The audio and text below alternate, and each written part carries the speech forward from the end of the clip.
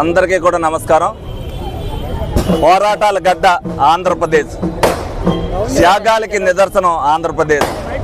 అందులో భాగంగానే ఎవరైతే రైతు సోదరులందరూ కూడా అమరావతి కోసం 33,000 ఎకరాలు ఇచ్చారో, ఆ అమరావతిని నాశనం చేద్దామని ఎవరైతే వైసీపీ ప్రభుత్వం చూసిందో దానిలో పోరాటమే 1631 రోజులు పాదయాత్ర.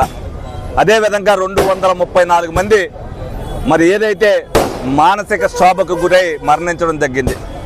మరి ఆ త్యాగాల ఫలితానికి గౌరవ చంద్రబాబు నాయుడు గారు త్యాగం ఉత్తినే పోకూడదు, పోరాటం ఉత్తినే పోకూడదు అనేది తెలుగుదేశం పార్టీ అధికారంలోకి రాంతోటే మళ్ళీ అమరావతిని ఎవరో కూడా టచ్ చేయలేని విధంగా లోక్సభలో నిన్న బిల్లు చేయించి ఇవాళ రాజ్యసభలో ఆమోదం ఏకగ్రీవంగా రాజ్యసభలో అవ్వచ్చు, అదేవిధంగా లోక్సభలో అవ్వచ్చు.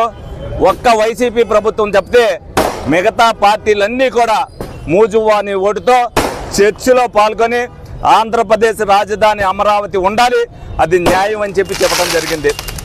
దీనికి చరిత్రలో చిరస్థాయిగా మిగిలిపోయే నాయకుడు ఎవరంటే మా నాయకుడు చంద్రబాబు నాయుడు గారు.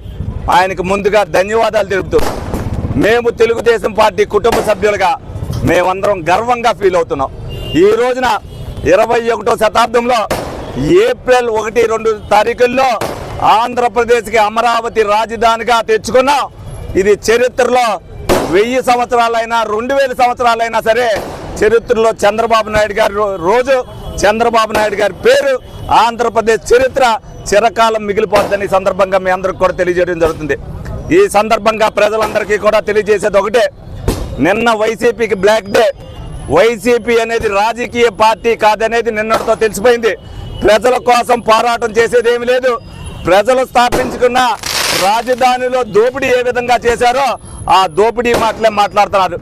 ఆంధ్రప్రదేశ్ ప్రజలకి మేము కోరుకునేది ఇవాళ ఒకటే, ఏదైతే తెలుగుదేశం పార్టీ స్థాపించిందో, ఏదైతే సాధించిందో, రాజధాని కోసం అమరావతి కోసం పోరాటం చేశారో రైతులు, ఆ త్యాగాన్ని గుర్తుండిపోయేటట్టుగా ఆంధ్రప్రదేశ్ ప్రజలకు ఒకటే విన్నవించుకుంటున్నాం. మీరు వైసీపీ పార్టీని రాజకీయ పార్టీగా గుర్తించుకోకుండా ఏ ఎలక్షన్ జరిగినా సరే మీరు ఓటు వేయాలనుకుంటే తెలుగుదేశం పార్టీకి వేయండి, లేదంటే నోటాకేయండి, లేకపోతే ఇంట్లో నుంచి బయటికి రావద్దు.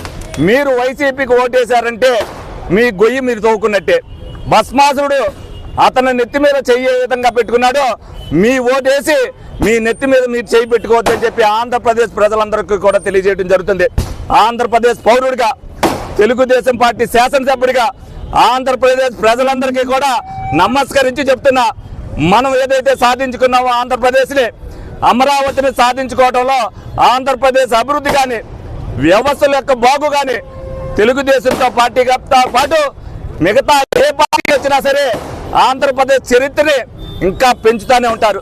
ఒక్క వైసీపీ ఒకటే చరిత్రహీనంలో, అదేవిధంగా ఆంధ్రప్రదేశ్ నాశనంలో ఏదైతే నారీ గన్ అని అంటున్నాడో గన్ను పుచ్చుకుని తయారవుతారు.